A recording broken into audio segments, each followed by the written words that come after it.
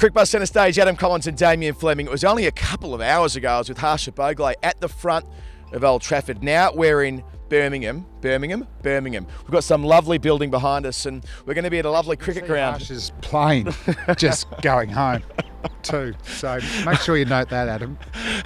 So yeah, Harsha, we really did love having you here. No, we do. I'm going to miss him. I'm going to miss him immensely. But it's Damien Fleming with me here now, previewing the second semi-final at Edgbaston, a ground where Australia has not won a one-day international, Flem, since 1993.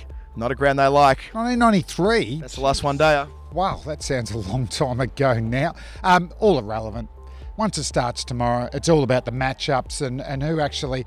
I reckon it's that first power play, the first 10 overs, and we know there's some explosiveness from England, but so there is from Australia as well with the bats. So really intrigued, I'm excited, can't wait for it to start. And whoever wins takes on the Kiwis. They do indeed. No shortage of talking points out of the Australian camp this week. There's been several changes made through injury. But might it be, Flem, that Peter Handscomb coming into the side? You don't want to speak ill of Usman Khawaja, he had a job to do, but it might actually serve them a little bit better in that Handscomb is better suited to those middle overs that Khawaja from time to time didn't do so well in during the tournament. Yeah, well, they actually bat in different spots, don't they? But we've got obviously Stephen Smith, who's so adaptable, so he can go to 3, but he's a fine number 4 and 5, Stephen Smith, whereas Usman probably prefer to open, can bat 3. Peter Handscomb, geez, I was impressed with what he did against India and also against Pakistan in Dubai there. I think he really knows his game now. Not unlike Stephen Smith, isn't it? It's about gaps, running between the wickets, but he's still got his scoring zones as well. When he goes, it's generally to leg if he can hit sixes. Australia A have been playing. I think Peter Handscomb's going to come in and hit it pretty well. Matthew Wade's the other player in the squad now from Australia A. Glenn Maxwell. Matthew Wade. It feels as though they've been oscillating between the two during the week. Where do you stand? Maxwell for me. I don't want to get, after a 4-year build-up, that we actually make a big change like that. And I think Glenn Maxwell, he's got the highest strike rate ever in World Cup history. It's almost two runs a ball. So maybe drop him down the order. I could live with Alex Carey at number 6 and Maxwell at 7.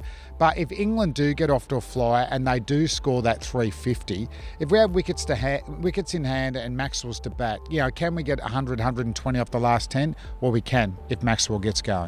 Marcus Stoinis was also talked about by Aaron Finch. So the broader worth of Maxwell was being discussed, but Stoinis being able to balance the attack. So if there was a temptation with Stoinis' side strain, he did bowl in the nets yesterday, but if there was a temptation to leave him out, Finch has kind of squashed that, saying they need to have a bowling attack which isn't too thin.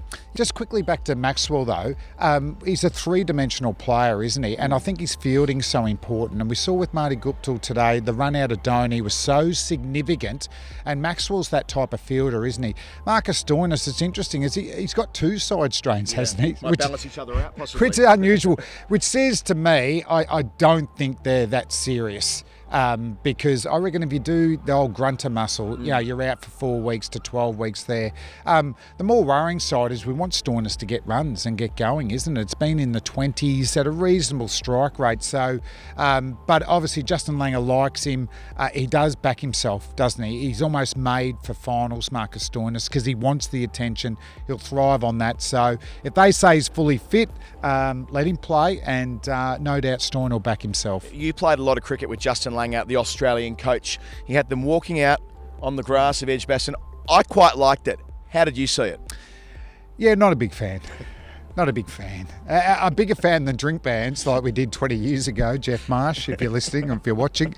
But I think I say that I'm not that big a fan, but you're not in the actual internalised Australian team at the moment. And coaches are always trying to get a little bit different, aren't they? So, Justin Langer's been a very successful coach, a lot of wins for Scorchers. He's done a great job to get this Australian team to the semi-final, him and Ricky Ponting. So those sort of things, half the players will really be into it.